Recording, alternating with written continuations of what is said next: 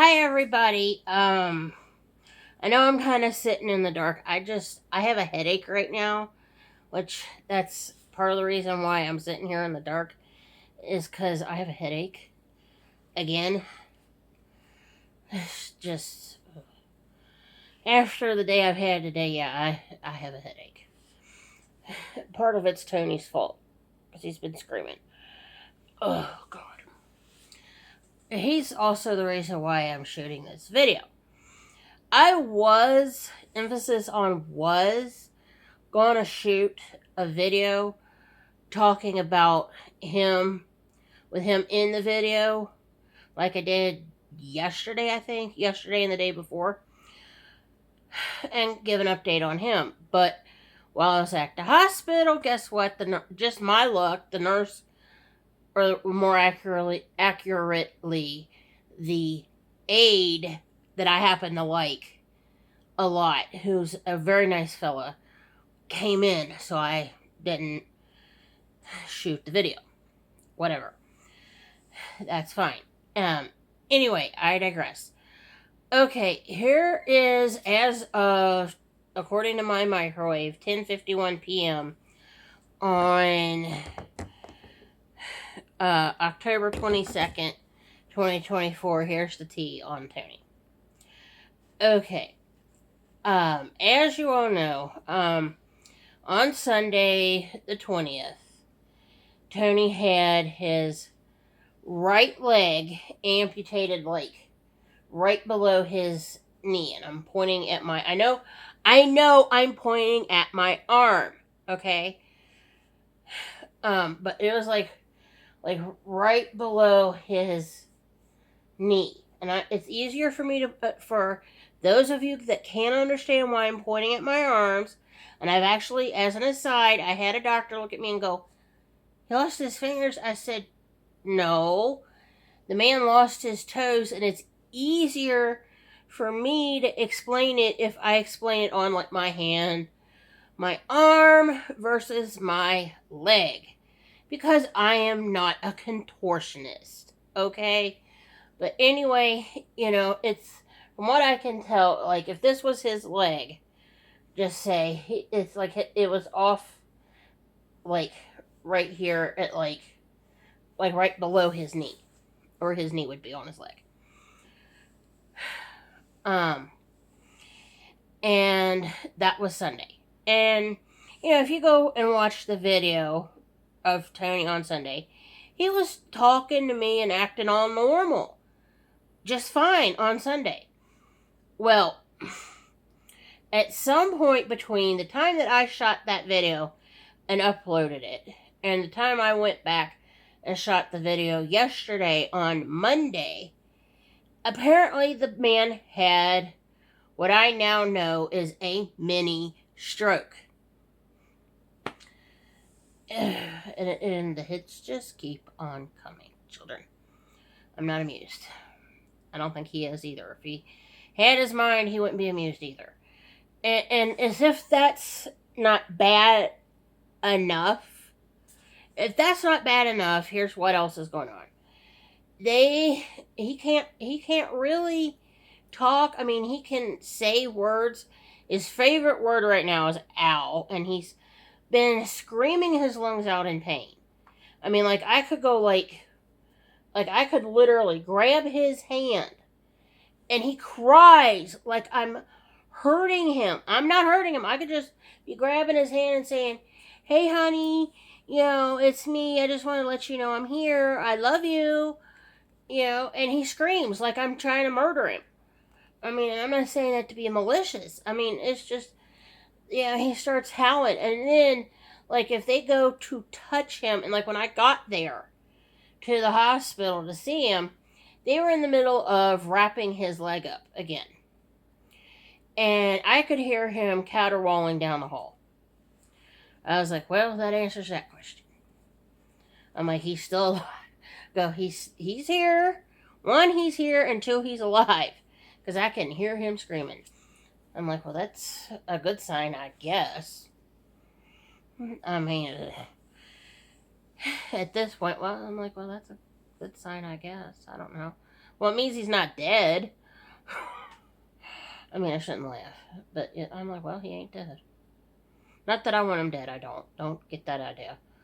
But I'm like, okay, well, he's not dead. And I get in there, and he is. You would think those poor nurses were in there killing him.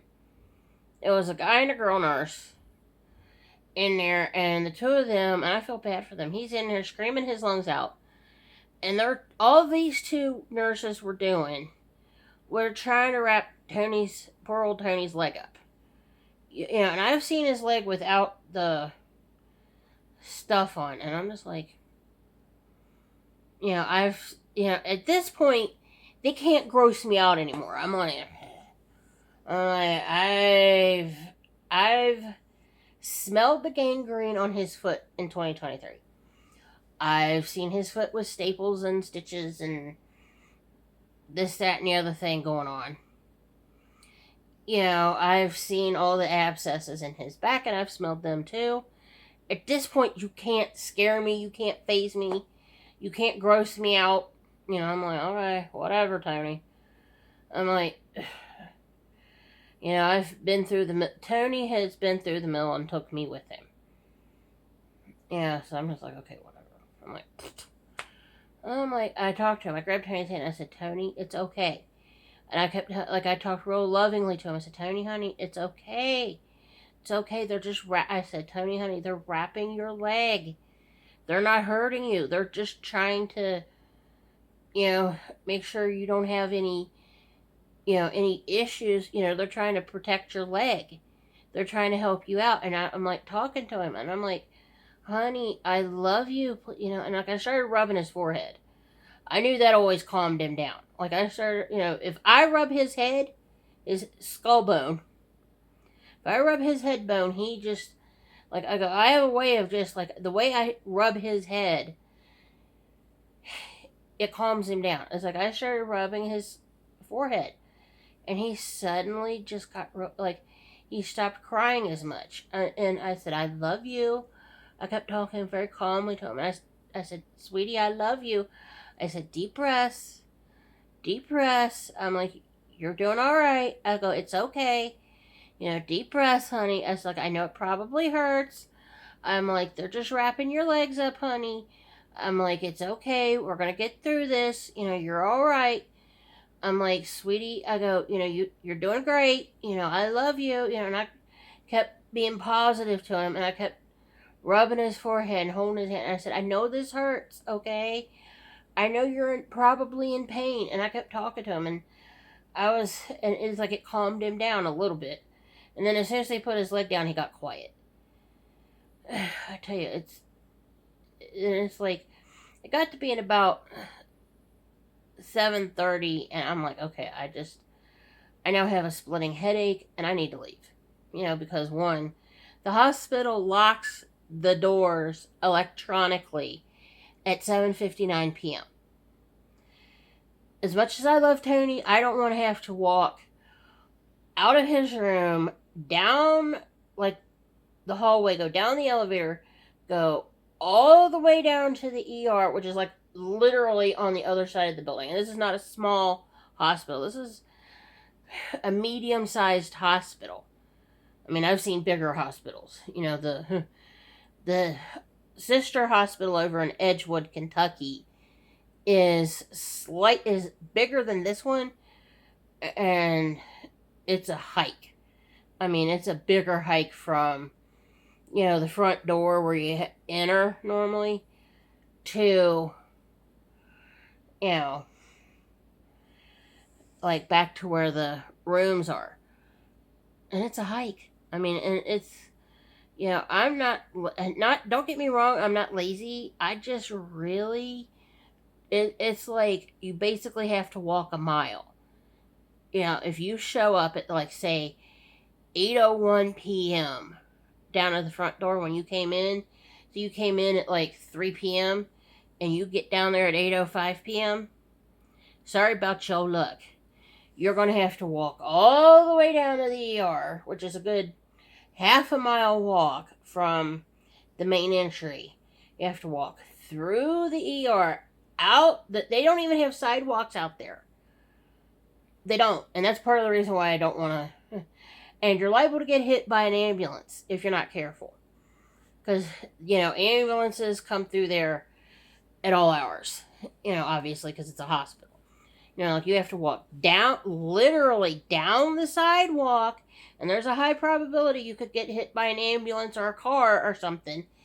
And you walk around, back to the front door, which is another half a mile walk, and then you get to the garage. And by the time you get there, you're like tired.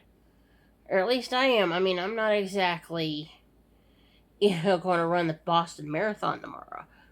Or anytime soon. But, I mean, I'm just like, I'm not up for that.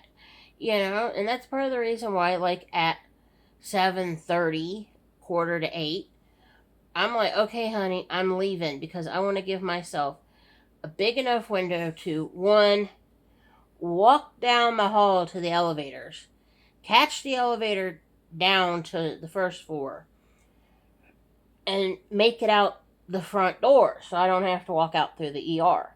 And sorry, my lip is itching. Seriously. I'm like, I just don't want to have to walk an extra mile just to get the heck out to my car. And then, you have to walk to however far you parked away. And my luck, it's like, it always seems like I have to park way far away from the front door. Because it's like, everybody and their sister, like if I come at 4 or 5 o'clock in the evening, or even 3 in the afternoon, it's like everybody's there. I'm like, what the heck? I've got, and for those of you that don't know and are probably wondering why I'm making such a stink out of it, I have heart issues, okay? I've had heart issues since leap day, okay? I won't say what they are. They're none of your business. I don't want to discuss it. But I've got some mild heart issues. They're not like really bad to where they're going to have to put me in. Because I've already been in and I've been out, okay? And I've done the hokey pokey, okay? I've done enough with that, okay? I just really, I don't need any extra stress. That's how I feel about it. I'm like, just no. It's a whole lot of no on my part. I'm like, no, I just don't feel like, I don't want extra. I don't. If I don't have to, I won't. That's how I feel about it. If I can keep from having to walk all the way down there to the ER just to walk all the way back, I'm like, no. I will get my happy butt out the front door by 7:50 p.m.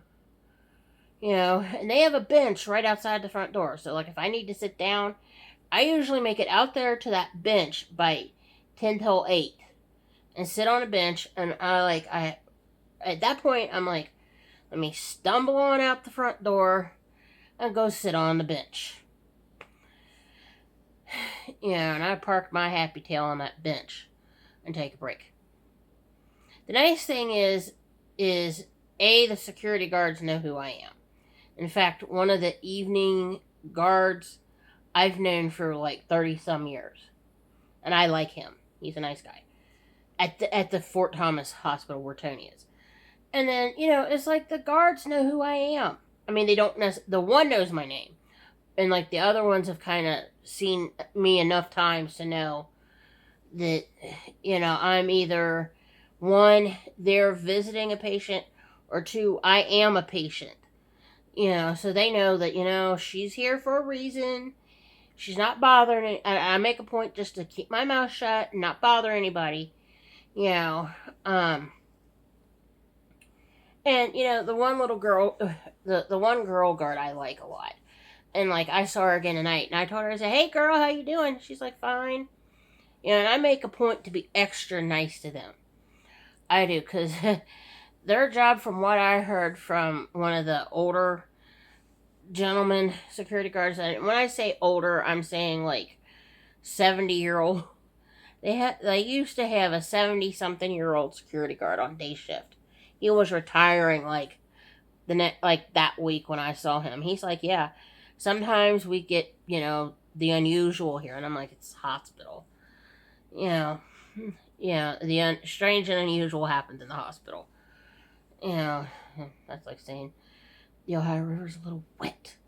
You know, but anyway, but that's how I feel about it. Now, back to Tony. I digress back to Tony. Because this video is mostly about him. Well, they took Tony off of whatever antibiotic they had pumped him with back on Sunday. Because they think that might have something to do why he's not, like, being especially loquacious. He's not talking much. And he's screaming like they're beating him to death. Or electrocuting him or something. It sounds like they're trying to kill him, is what I'm getting at. And then the mini stroke. I suspect that it's a lot of it, and Tony wasn't acting completely right on Sunday anyway. I was getting suspicious. I just didn't think he was going to up and have a stroke that night. To be honest.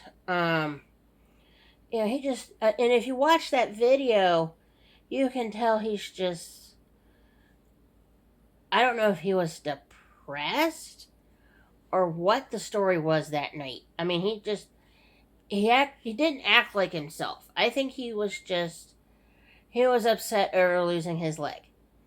I mean, and I can understand that. I really can. I mean, me having a mastectomy affected me like that. I mean, it's like, I understand, like, you have a certain opinion of yourself, and, like, you see yourself a certain way, and then, that gets changed by a surgery. I mean, granted, a mastectomy isn't the same animal as losing part of your leg, but it's what I'm getting at is part of it is to do with losing a body part. I mean, and it's just, that's the part that I'm getting at, is I understand where he's coming from to an extent, because, I mean, I just, after my surgery, and I took the bandage off, and I looked at myself in the mirror after my surgery, which was like a mastectomy is a different animal from, losing your leg, but, I looked at myself in the mirror, and I started crying, because it just, I had this, it's like I said, I had a mental image of myself in my head and how I saw myself. And that was me losing part of myself. And I was upset. I mean, and it's just, I think, if that's part of what the problem is with Tony right now, I would totally understand. I mean, like I said, a boob is not a leg, okay? But, I mean, it's kind of hard, like, you lose a part of yourself with stuff. And, I mean, granted, I had cancer and he had an infection in his leg. It's two different things. Cancer and an infection are two different things. But, I mean, I have a general idea of what he's feeling, or was feeling on Sunday, I think. And, I mean, and it's just, yesterday on Monday, I have, and now I'm not shooting this video on my regular iPhone. I'm shooting it on my other phone. Well, on my iPhone, I actually have, if you know me personally, you know that I happen to be an Elvis Presley fan. And you could blame my dad for that one. Well, my dad raised me listening to Elvis Presley. And I have some Elvis Presley gospel music on my other phone, on my iPhone. Well, I played that for him, and I have a playlist on my iPhone.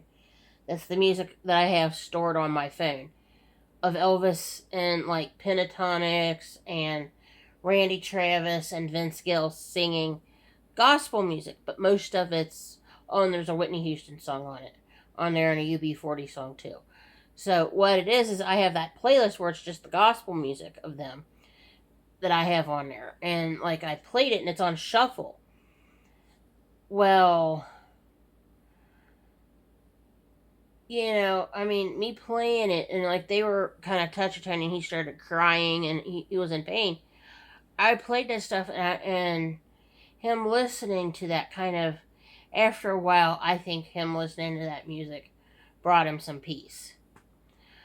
Tonight, Tony happens to be a fan of Enigma, and I happen to like Enigma too. That it's a German band, or they're famous for back in 1992 they released that one song, Principles of Lust, and all that stuff. Well, Tony's favorite song from them is Deja Vu, and it's an instrumental, and there's a really beautiful, really relaxing song. And it's a really calm song. I put that on, like I have a playlist of Enigma on the same phone, and I pulled that list up. I deliberately picked Deja Vu to play first, so that way Tony would hear it. And I played it kind of big because Tony's hearing is questionable. I mean, it's like, yes, he has hearing aids. No, he's not wearing them currently. Because they need to get fixed according to him or something. I don't know what's going on, but they need to get fixed. Like I told the nurse yesterday, I need to take him and them to be fixed. So, get them fixed. So, it is what it is. But yeah, I noticed that he seemed like he didn't start snoring or anything. I know he was probably listening to that. And, it's just, I figure playing him some music, and this is part of the reason why I was doing it, is to kind of help him, it's like to help calm him down, and maybe, it'll like start helping his mind heal and help him start remembering things and stuff and whatever. I just it got really bad at one point. His stump started bleeding. It was bleeding like down at the end, really big. And as a matter of fact, that aide that I mentioned earlier in this video, when he came in, we started talking, and I jokingly called Tony Rip Van Winkle. I was like, Rip over here sleeping. I go, I just let him sleep because he's not screaming in pain. It's just best to just let him get as much sleep as we can get in his system, so that way he's not crying in pain. And, I'm like, I would just rather let him sleep right now. Just because I know he's in a lot of physical pain. I'm just going to let him sleep. I mean, and it's just, and I mean, if he was like he was on Sunday, then I'd be talking to him. I'd go over there and I'd kiss his face, and like I'd probably blow raspberries on his belly or something, like he's a big kid, because he is one. But we were standing there talking, and he had looked up Rip Van Winkle. He's like, Rip Van Winkle? I was like, yeah, Washington Irving, like the Legend of Sleepy Hollow, Headless Horseman. I'm like thinking, dude, how could you like not know Washington Irving? I'm like, what rock are you under, kid? I mean, we learned that stuff in like elementary school. The stuff they teach us around here. I'm like, okay. Well, anyway, the aide's standing there talking to me. And he looked at Tony and he went, wait a minute. And like he lifted up the sheet to see Tony's foot because there was blood on the sheet. We discovered his leg was bleeding. Tony's leg was bleeding, not the aide's leg. Tony's stump was bleeding. It got so bad, like went and got the nurses. They come running in, and it's like all of a sudden Tony had like 4 or 5 nurses in the room. He ended up with one of the lab technicians in there. I mean, it was a mess. And like I went and grabbed him and I said, Tony, I said, they need to do something to your leg now. I'm like, they need to adjust your leg or something. I told Tony what was going on and I explained it to him. And I said, this might hurt a little bit, honey. I said, but they're not trying to hurt you. They're trying to clean your leg up because there's something funny going on with it. Oh, this might hurt a little bit, okay? And I said, now I want you to be strong, and I'm talking to him and I'm explaining it to him. He started screaming at the top of his lungs like they were trying to beat him. They pull everything off and his leg is just draining. And I'm like, oh dear God. And then the one nurse says, we're going to have to ask you to leave the room. I'm like thinking, oh crap. I'm like, oh dear God. I thought, oh God, no. I'm like, okay, well, I'm like, let me grab my cell phones, let me get around you, and I'll get out. They chucked me out of that room and shut the door behind me. And I'm like, okay. And they're like, well, I did hear it was something about, they needed 15 minutes to, at least 15 minutes to do something or other to see if they can slow down the bleeding and whatever. The whole time, like, I could hear poor Tony yowling in pain at the top of his lungs down the hallway. And I went down the hallway to just sit in the sunroom, and I'm just sitting there, and like I started texting people, and I'm like, I don't know what to say. I'm like, well, it's like I need to I'm like, the first thoughts that went through my mind is, well, I need to text these people, give them an update, or just say, hey, listen, just so you know, because I didn't have a chance to do it earlier. And I'm like, this is why I love text messages and emails. It's called I ain't chasing you down to tell you this. So I'm going to either send you an email, a note in a snail mail, or I'm going to send your happy button email or something like that. So it's just, and like I started updating people, and I'm just like, this is what I know right now. They're working on him down the hall. It sounds like they're trying to kill him, and I know that's not what's going on. I go, poor Tony. That's what I actually said to one of them. I'm like, poor Tony. That poor thing is down there, and he is not having a good day.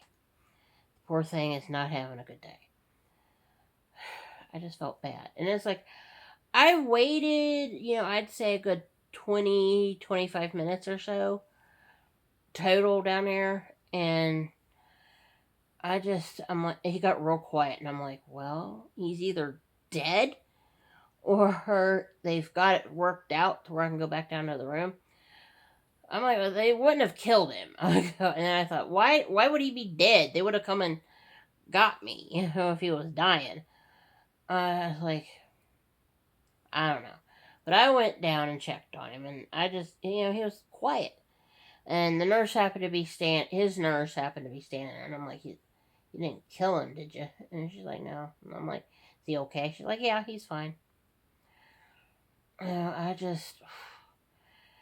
It's like, then I just was like, okay. I just went in there, I put on some Enigma, and just let it play. And I just didn't talk to him, because it's, what do you say at that point? I mean, seriously. I mean, there's like, I couldn't think of anything to say to him. I'm like, I just don't know.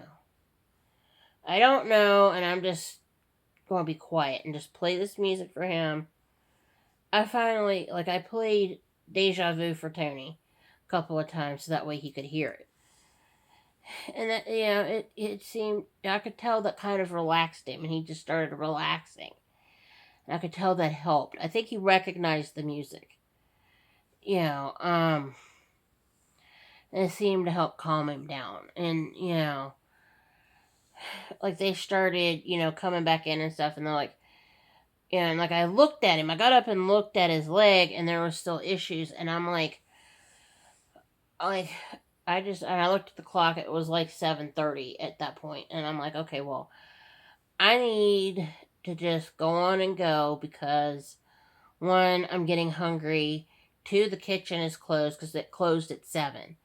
And if you wanted to order food, you had to get, it's like the last order had to be in by like 6:30 to give them one, enough time to make it, and two, enough time to get it up to the room. You know, and it was like 7:30 at that point, so it was like an hour too late. So I was like, I just need to just go on and go. And besides, visiting hours, like I've said, and at 7:59, so it's like I'm like I said, I was like, I want to give myself a big enough window to get out of his room, trot down to the lobby on the main floor, and get the heck out. Skid Row sings, get the heck out. And it's just, and I know I don't walk the fastest. And it's, like I said, it's a big old long way from Tony's room to the front door. So it's like, I want to give myself enough time to, walk down there. And I looked at Tony and I said, hey, honey. I said, just so you know, I'm leaving. I go, I want you to know I love you. I said, I'll see you tomorrow, honey. And then I went to the nurse's station and I said to him, I'm like, I told him what room my husband is, and I said, I don't know if you all know, but he's got blood on the underside of his leg, like, on the back of his leg. I go, I don't know what you're all going to do about it, but I go, I don't know if you guys saw that at shift change here just now or what. I was like, I just wanted to make sure you all knew. I go, if you didn't. And, I just want, and if you did, I just want to make sure you're doing something about it. And she's like, yeah, we're just giving his leg a couple minutes, from what they just did, see if that all stops or whatever. We're just trying to see, we're trying to give it some time before we do anything else to the poor man. And I'm like, okay, I'm cool with that answer, whatever. And I said, all right, well, y'all have a good night. Call me if anything crazy happens. Look here. Yeah, they haven't called me. So, here's my iPhone.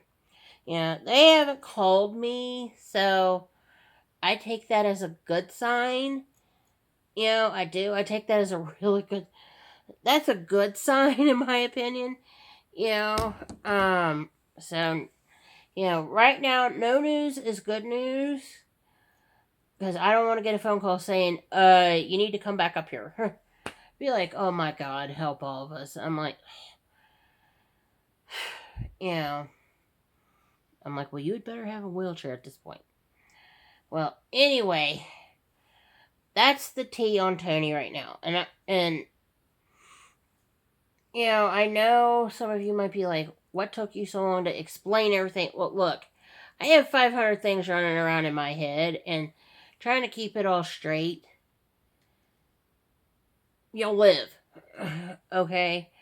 At this point, if you want to visit Tony, and I have that itch again on the back of my neck again, like I had on Sunday. Or Saturday. I'm sorry. Oh, Saturday. But if y'all want to go visit Tony, he's at St. Elizabeth in Fort Thomas, Kentucky. I'm not going to say what room he's in here. If you want to know, when you get there, you can ask for him. They'll tell you. Well, anyway, that's all I've got for right now. It is what it is. Well, I will talk to you all later. Have a good evening, night, day, whatever. Bye.